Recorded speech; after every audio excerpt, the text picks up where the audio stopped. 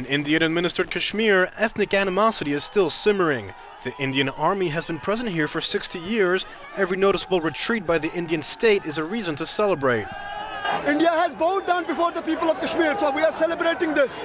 This is a mini Azadi for us. This is a mini independence for us. The Indian authorities have not renounced their sovereignty over Kashmir, but rather have abandoned plans to transfer a few hectares of land to a Hindu committee responsible for organizing pilgrimages, a move that was condemned by the local Muslim community. In late June, the announcement of the land transfer sent thousands of outraged Kashmiris into the streets, sparking violent clashes with the Indian Army. The region has not seen such violence in 20 years.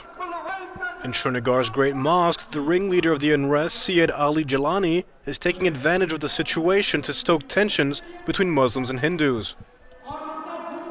They're giving tents and they're building toilets for those Hindu pilgrims. They're polluting the water that we're drinking.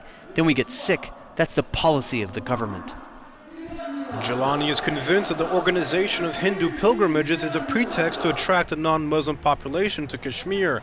According to Jalani, the colonization has already begun with the construction of housing units for Indian military families. This is also a conspiracy to change the demography of the people of Jammu and Kashmir. They are not tolerating that this state, Jammu and Kashmir, this state should be remain as a Muslim majority state. Indian law forbids citizens from other Indian states from purchasing land in Kashmir, but Muslims in the regions do not trust the government.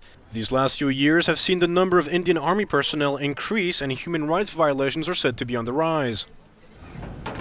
Parvaiz Mata is a member of an NGO. He is visiting a family that lost all contact with their son 2 years ago. We started looking for him, and a fruit vendor told us that my husband was taken off the streets by a military jeep with no license plates. The government is shouting and claiming everywhere, whether nationally, internationally, that people are living a normal life. But still, at present, during these last 3 years, 104 cases of enforced disappearance are reported, and 56 cases of custodial killings and fake encounters are also reported. By fighting the separatist movement, the Indian Army has turned the Muslim population against it.